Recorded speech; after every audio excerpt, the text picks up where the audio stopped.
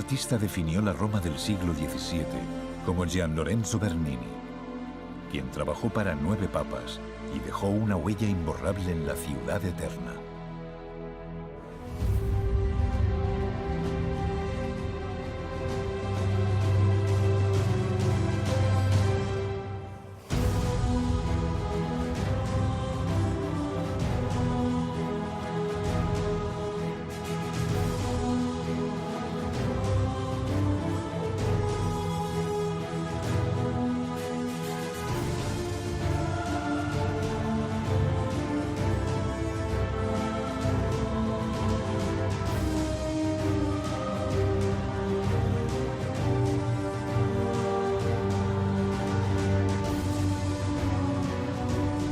Bernini en la Galería Borghese, una de esas experiencias que ocurren una vez en la vida.